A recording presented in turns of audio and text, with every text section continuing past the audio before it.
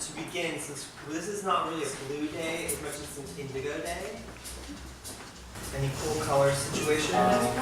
Even though it looks like water, it isn't water. It's not chemically just water. Right. How would you describe the taste to the color?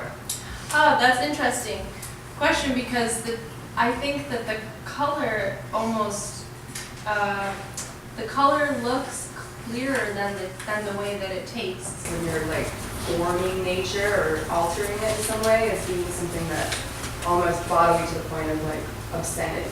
I thought that was incredibly beautiful. We are very, very lucky today to have Isa Rodriguez with us.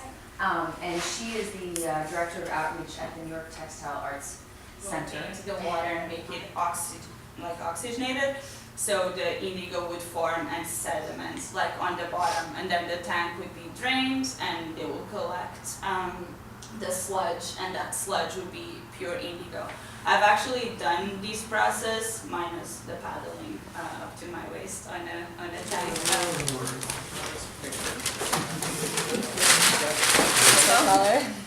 So when I put my fiber in, indigo dye will go inside of the fibers and kind of like stay in there in these like pockets of the fibers.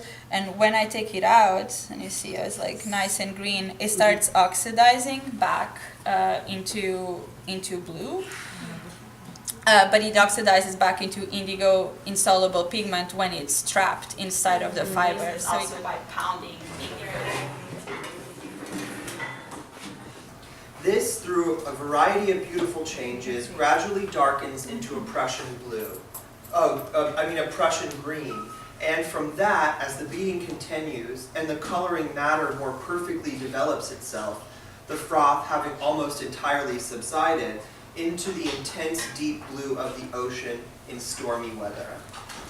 And I really like the thing that Tausig does later where he talks about the blue usurping the idea of the ocean so that it can be the ocean. But what happened, was there any like specific line or moment in the Tausig that like struck you? I think I was like having flashbacks to the water book we looked at last week. I'm just really interested in water and color and the way, and then the wonderful description of the lighthouse and the sun, with the fingers and like measuring how much time we have before things go totally dark. I just thought that was a beautiful section of the book, and going to Spain and thinking about the water. Yeah, it was beautiful. We're actually not going to do that.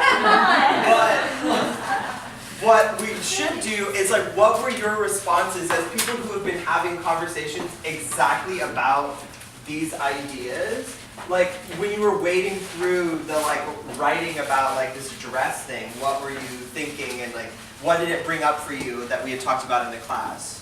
It was hard for me to get over the style of the dress.